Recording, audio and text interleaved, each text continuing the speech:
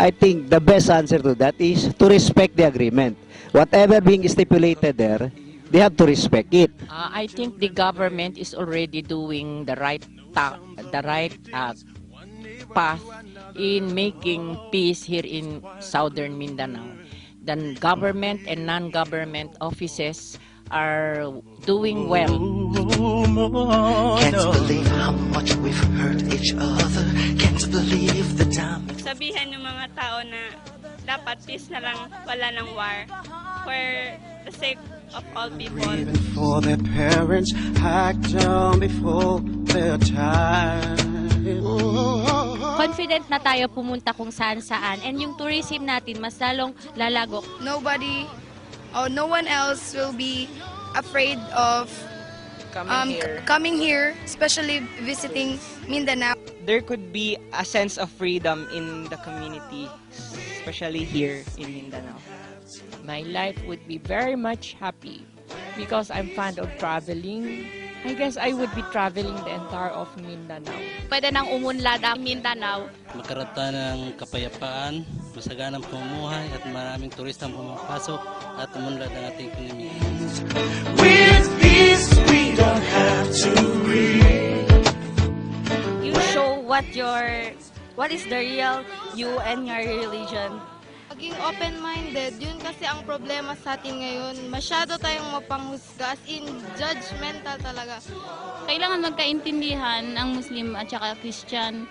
Kahit ano yung paniniwala ng Christian, huwag na makialam yung Muslim, huwag na magbigay ng opinion ganon-ganon, huwag nang hikayatin na sumama sa kanila. Kung anong paniniwala nila, yun na lang para magkaintindihan. There is no more prejudice. I can see no prejudice as far as the relationship of Muslim and Christians. It is because we respect each other. Likewise, we're trying to understand our mistakes. We accept our mistakes, we accept our faults, and we have to give ways each other. I can promote peace by respecting their differences. Ipaintindi sa kanila kung ano ang ating paniniwala at ipaintindi rin nila sa atin kung ano ang kanilang paniniwala.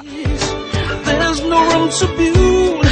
So much for what to be done. For every agreement, there's a rules. So, to maintain the peace in the agreement, just follow the rules. Mayroon kang disiplina sa sarili.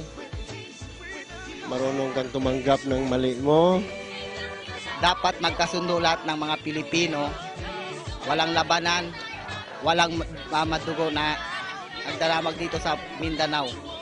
We have to maintain our strictness of the law. As they say that no one is above the law. Kung ano yung napagkasunduan nila, so sa dalawang parte, yun na lang siguro ang supportahan natin. Be a good citizen. Huwag baliin ang agreement na yon para hindi magkakagulo muli. Pagiging positive sa mga bagay na ganyan.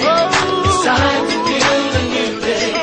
Enough's enough. Let's put the past behind. Simple lang, mamuhay lang tayo ng matiwasay at saka mapayapa. Christians and Muslims will have a peaceful and harmonious life.